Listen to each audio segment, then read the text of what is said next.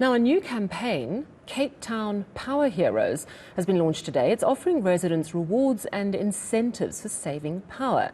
The city believes if each Capetonian takes up the challenge as a combined effort, it could mean a lot of power saving, and that, of course, would protect them from intense levels of load shedding. Our reporter Monique Mortlock joins us from our Cape Town studio to tell us all about it.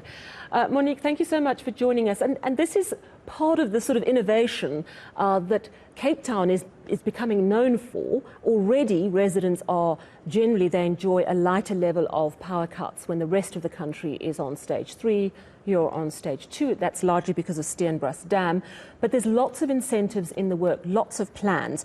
Talk to me about this Cape Town Power Heroes. What exactly are people being asked to do? Sally, this is just part of the City of Cape Town's plan to end load shedding in its entirety. You mentioned the Steenbras Dam as being a major contributor to the city being able to offer its customers a lesser or lower stages than the rest of the country that's on Eskom's grid.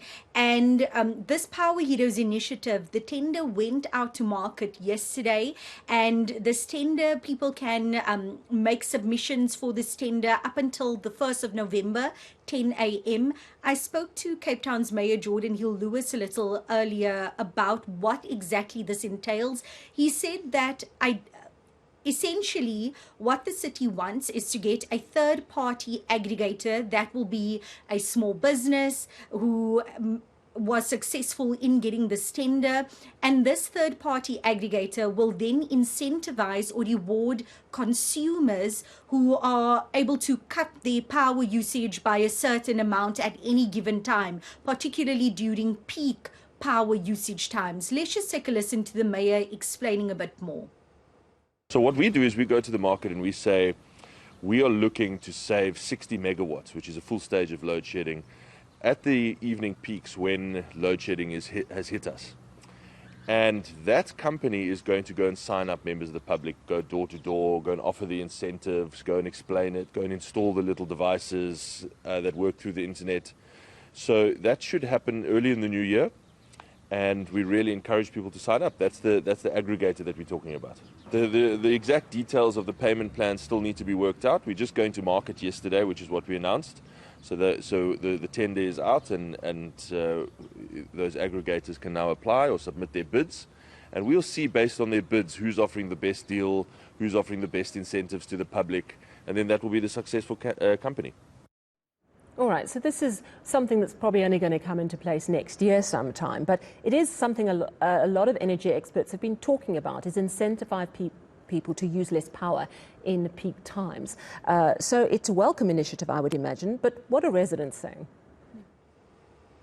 It seems that there have largely been positive reactions to the city's initiative. Some residents say this won't stop them from continuing to save power or incentivize them even more, because right now, due to the rising cost of living, people are generally being very careful with how they use power. Many of the people I spoke to today said, but we are already doing that. We are already switching our geysers off, not for any grand plan like being part of Power Heroes, but simply to save money, because we've noticed that our electricity prices are high, rates are high, rent is high, everything is just extremely expensive for consumers, and it's for this reason that they will still continue to save electricity. But generally positive reviews, many saying that if they do get an incentive or get rewarded by